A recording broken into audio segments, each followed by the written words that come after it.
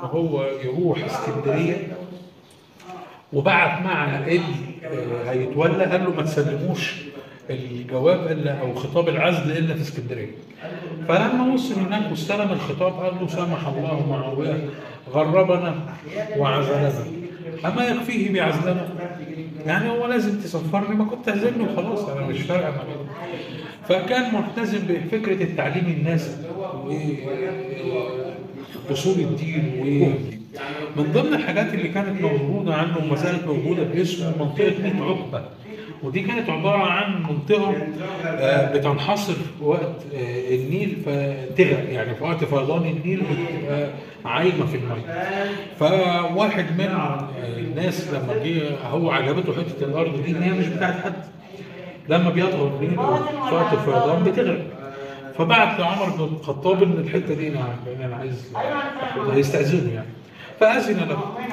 فواحد من الناس بيقول له طب ما كنت خدت ارض ثانيه كذا؟ قال له لا، البيعه التي بيننا وبينهم تمنع ان انا امد ايدي او اخد ارض مش بتاعتي.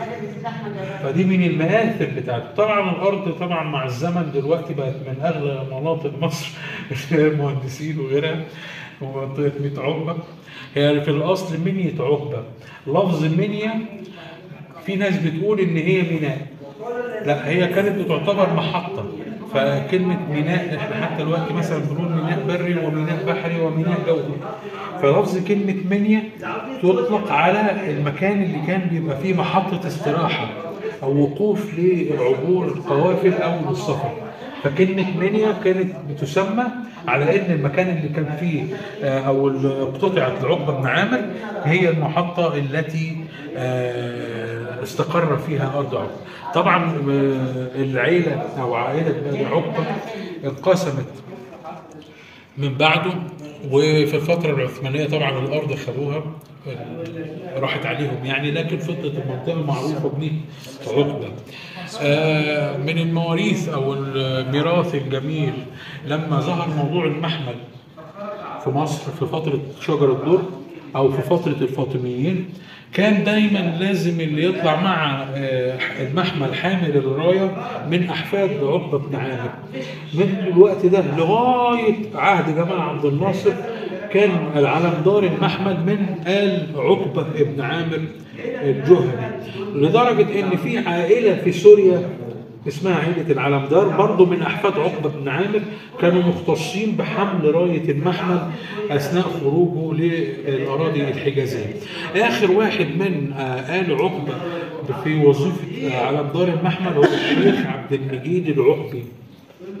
الشيخ عبد المجيد العقبي ده كان اخر علمدار، وهو اللي صوره دايما بتشوفوها بالابيض والاسود. هتلاقي راجل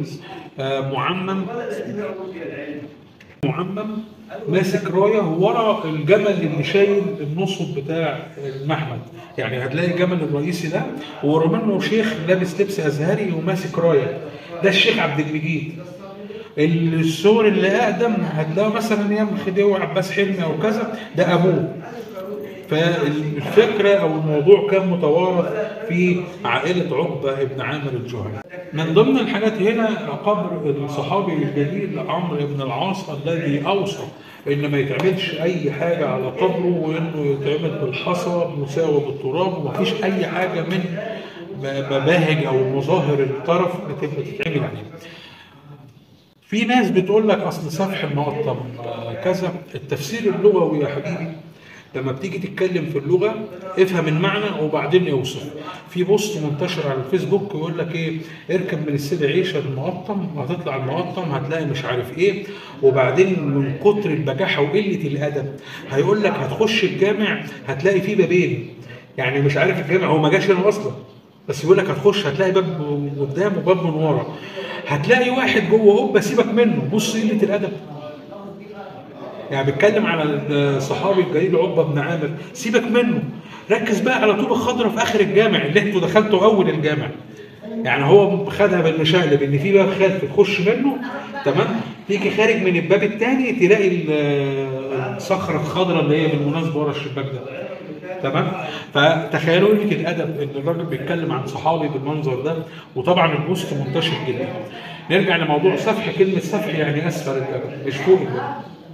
يعني لما بنقول سفح المقطم هو تحت مش فوق. تمام.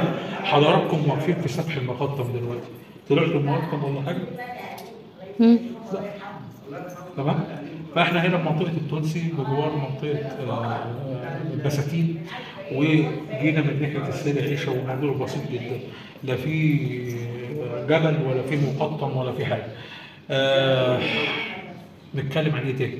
في اي اسئله؟ انا ملاحظ ان انت تعمل لي. لا لا لا هو هنا